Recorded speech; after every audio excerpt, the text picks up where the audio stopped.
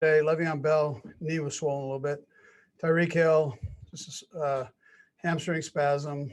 Um, Mike Remmers with the back. Uh, um, Edwards, Hilaire, has a high ankle. Neiman has a hamstring strain, and then Sammy with the calf strain. Everybody else practiced. Dorian is on that return to practice list, so he also practiced. Look forward to the challenge of playing the Chargers. I think it's a good opportunity for some of our young guys to, or guys that haven't had a chance to play, get in and play. I will, for better terms, I guess, sit some of the starters and the best I can, rest them up and get them ready for later. But for right now, I'm excited to let these other guys get in and have an opportunity to play. Anyways, with that, time, George. Let's go first to Matt Derrick. Go ahead, Matt. Hey, Coach, back in 2017, when you had a similar situation, you kind of changed the coaching duties a little bit that week, to allow guys like Matt Nagy to prepare for interviews and that kind of thing. Anything that you're planning this week, too, as far as, giving guys like EB and anybody else that might be, possibly considered by other teams for interviews?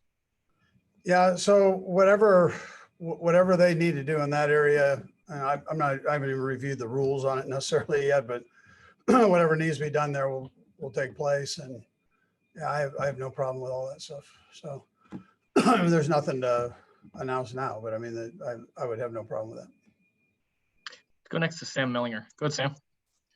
Hey, Andy, after the game on Sunday, Patrick kind of took ownership. I mean, before anybody asked him, he brought up, some misreads, pre-snap with protection calls and everything. I'm curious, how much of that from what you see is maybe the Falcons doing a really good job of disguising and using some stuff that they haven't shown before, and how much of that do you feel like will sort of work itself out as I don't want to say makeshift, but a new offensive line with all these new parts gets more used to each other? Yeah, I think he took accountability. I tell you, it's my challenge to make sure I give him the right calls for the right coverages. I think EB would stand up here and tell you the same thing. And, so everybody has a piece of the pie, and we just could have done better all the way around. Now, the bottom line was we did what we needed to finish the game with a win, but it's, we're always striving for better, and we get that it's the NFL and, that whole deal. So, but we're always looking to get better, all of us. So. Next to Herbie Top. Go ahead, Herbie. Hey, Coach, good afternoon. You mentioned wanting to see some of the younger players get out there. What specifically will you be looking for, especially for like a Bo Peep Keys, a rookie, and, like maybe even some of your first-year players? Yeah, sure. I think, listen, Herbie, just any experience that they can get, I think is a positive.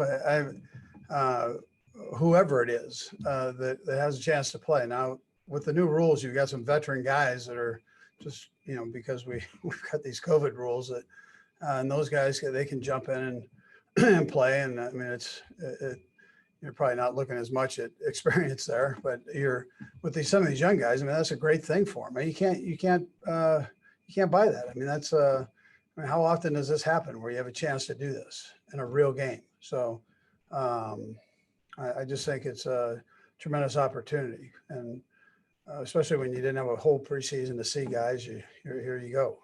Guys that didn't have as much opportunity, they might get an opportunity here.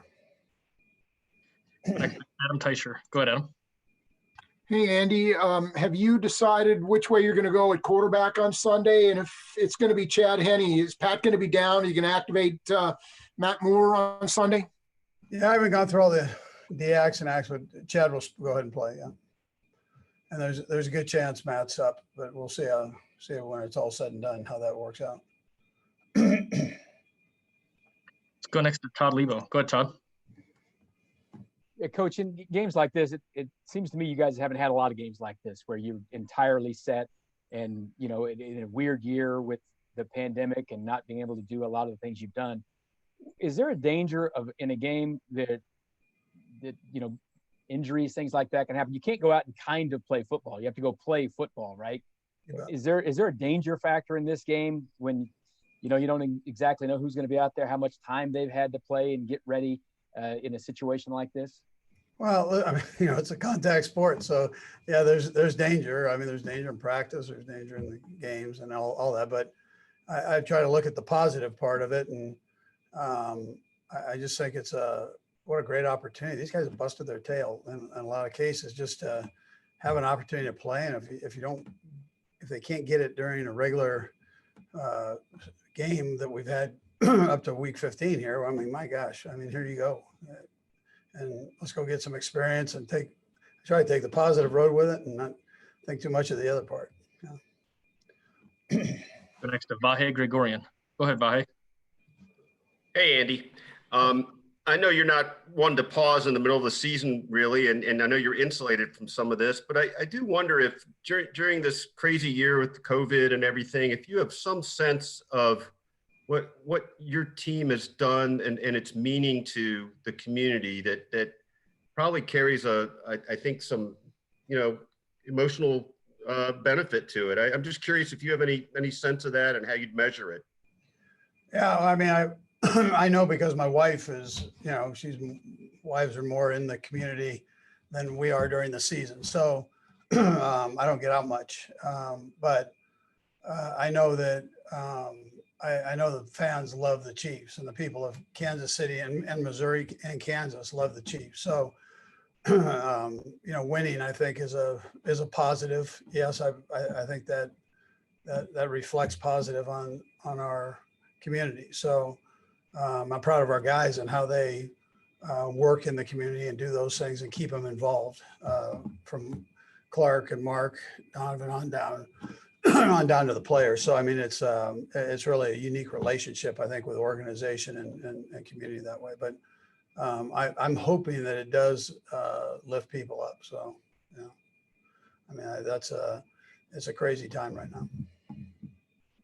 Got time for a couple more. We'll go Sam and then Pete. Go ahead, Sam. Hey, Andy.